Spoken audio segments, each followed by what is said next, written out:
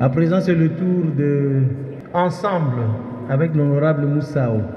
Honorable président de l'Assemblée nationale, honorable membre du bureau, honorable député, estimés collègues, je prends la parole aujourd'hui sur une question qui engage profondément l'avenir de notre nation, à savoir les partenariats stratégiques conclus entre les États-Unis d'Amérique et la République démocratique du Congo. Ce partenariat, tel qu'il nous est présenté, honorable président, est porteur de beaucoup d'espoir. Il évoque investissement, développement, sécurité et coopération internationale.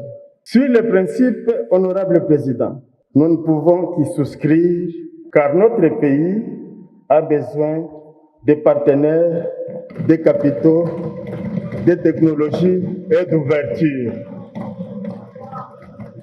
Mais, honorable président de l'Assemblée nationale, la vraie question, honorable président, la vraie question n'est pas de savoir si nous devons coopérer. La vraie question est dans quelles conditions coopérons-nous et qui bénéficie de ces négociations. C'est ce qui est très important, honorable président. Je rappelle, honorable président, la notion de la souveraineté populaire. Le pouvoir émane du peuple et non du gouvernement. Le gouvernement de la République, notre gouvernement, est tout simplement un simple mandataire et non propriétaire de la République. Il est gestionnaire temporaire de la République. La souveraineté appartenant au peuple qu'il exerce via ses représentants que nous sommes, ou encore par référendum. Cet accord signé le 4 décembre 2025 apparaît ici, alors que l'exposé des motifs, honorable président, stipule bien que le présent accord ne peut rentrer en vigueur à l'égard de la République démocratique du Congo qu'après autorisation du Parlement. La ministre d'État l'a si bien dit. Il faut que le Parlement autorise. Et pour qu'on autorise, il faut qu'on regarde, il faut qu'on parle, il faut qu'on échange. Ce n'est pas un péché, chers collègues, n'est-ce pas? Quelqu'un pourrait nous expliquer ici ce qu'on attend du Parlement. Est-ce que c'est juste que le Parlement puisse accorder bénédiction au gouvernement? Ou il faudrait effectivement qu'on en discute, étant donné qu'il y a même certaines étapes de cet accord qui sont déjà opérationnalisées. Que je chute, s'il vous plaît. Honorable président, les Congolais nous regardent, nous les parlementaires, bien entendu. Les Congolais s'interrogent. Est-ce que les ressources sont effectivement protégées? Est-ce que les ressources seront protégées dans le cadre de cet accord? Est-ce que leur avenir est garanti? La République démocratique du Congo, chers collègues, est entrée dans ce partenariat dans une position structurellement déséquilibrée. S'il vous plaît, s'il vous plaît. Avec une élite politique vous restez 1 minute. très déséquilibrée, la classe politique congolaise très déséquilibrée, avec des institutions faibles devant les multinationales. Devant les multinationales. Allons-y tout doucement, nous sommes d'accord avec vous, chers collègues. Ce que nous voyons et observons nous pousse à nous poser quelques questions, chers collègues. Suivez les questions. L'utilisation de cet accord stratégique n'est-il pas un enjeu de pouvoir interne? Est-ce que ce n'est pas un enjeu de pouvoir interne? C'est pourquoi, au nom du groupe parlementaire Ensemble, nous affirmons clairement, nous ne sommes pas contre ce partenariat. Nous sommes contre un mauvais partenariat. Nous posons aujourd'hui des exigences simples, légitimes et non négociables, chers collègues. Premièrement, la transparence totale. Le peuple congolais a le droit de savoir et nous, Parlement, nous avons le devoir de contrôler. Nous demandons donc la publication intégrale des termes de cet accord, ainsi que de toutes ses annexes. S'il vous plaît, on doit publier toutes les annexes. Il n'y en a pas. Suivez la nomination.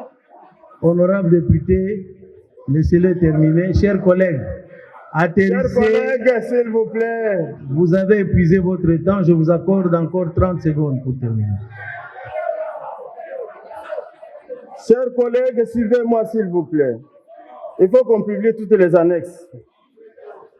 Je prends pour l'exemple la nomination des membres du comité de pilotage conjoint, tout comme la publication et la négociation de la réserve d'actifs stratégiques se passent dans une certaine ambiguïté. Nous devons avoir tous ces éléments, c'est important pour l'appréciation.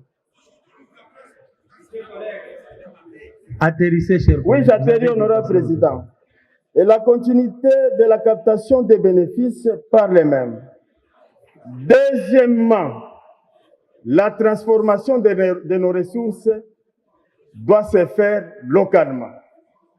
La République démocratique du Congo a plusieurs atouts: cobalt, or, diamant, cuivre. La transformation doit se faire localement. Nous avons une jeunesse qui reste dans la pauvreté. Nous ne pouvons plus rester dans l'économie des Kimar, chers collègues. Une économie extrêmement tournée vers l'extérieur. Là, ça doit s'arrêter. On doit transformer les ressources. Chers collègues, pour donner la richesse à ça.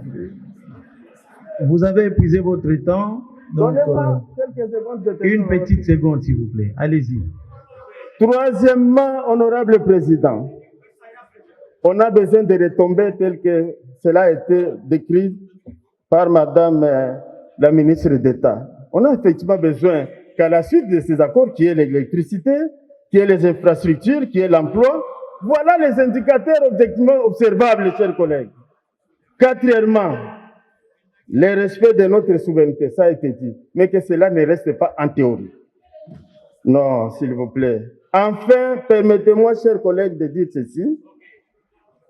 Nous sommes pour cet accord. Nous ne sommes pas contre cet accord, mais nous avons besoin d'un accord qui est négocié par un gouvernement debout pour un Congo fort, pour que la vie démocratique du Congo puisse en sortir grande. Je vous remercie, honorable président. Merci beaucoup, chers collègues. Merci, honorable président de l'Assemblée nationale, pour la parole accordée. Je me prononce comme étant contre la proposition formulée par notre collègue. Quand j'ai pris la parole ici, j'ai dit qu'il s'agissait d'une question importante pour la République. Et on ne peut pas passer ici, faire une sorte de théâtralisation pour chercher. S'il vous plaît, chers collègues, s'il vous plaît, on ne peut pas. Chers collègues, je ne peux pas vous permettre d'utiliser des mots comme théâtralisation ici. Je vous prie. Je retire, honorable président. Merci. Merci. Je retire. S'il vous plaît, je retire. Moi, je suis de ceux qui pensent que le débat doit continuer. Pourquoi le débat doit continuer?